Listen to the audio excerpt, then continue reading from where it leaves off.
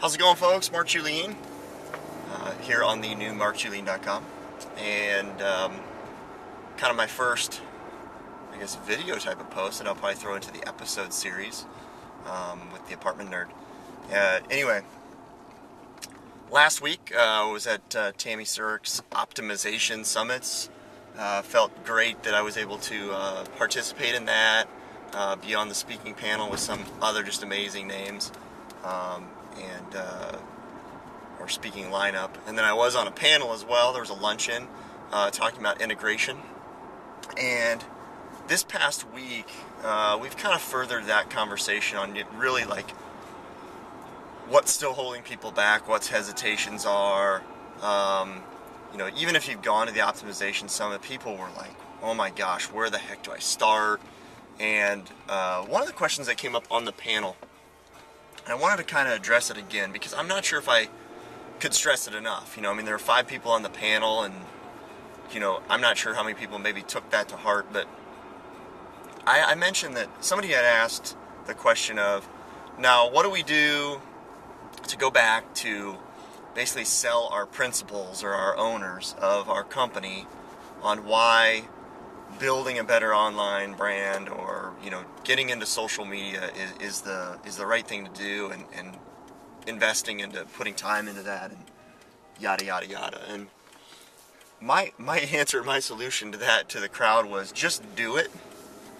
And in my two minutes or whatever that I had to maybe talk about what I did at JC Hart, meaning I just kind of went for it, dove into it, started the apartment nerd kind of thing, learned on my own, and then started applying it to the business, seeked out help from Firebelly Marketing with Duncan. I kind of went through that exercise of what I did and how it's taken time. And I've had a post here a little bit ago, managing your online expectations, your social media expectations, and even Erica Campbell shared actually that video, or part of that video, in her session there at the Optimization Summit. So there needs to be better expectations here, but where I'm coming back to, if I'm going to kind of come full circle here, is that I think that's really kind of the important piece.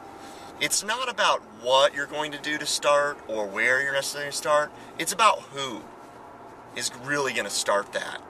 And Eric Brown and I talk about this all the time on how, yes, you need, like, from the top, people need to embrace this. And here's where I'm going to say maybe not necessarily. I think if you go after it as an individual, and I said this on that panel, if you are the champion of it and you can start to prove that something is working, people will embrace you and what you're doing.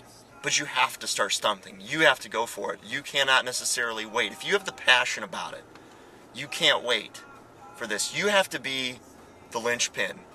And I read Seth Godin's book, Linchpin.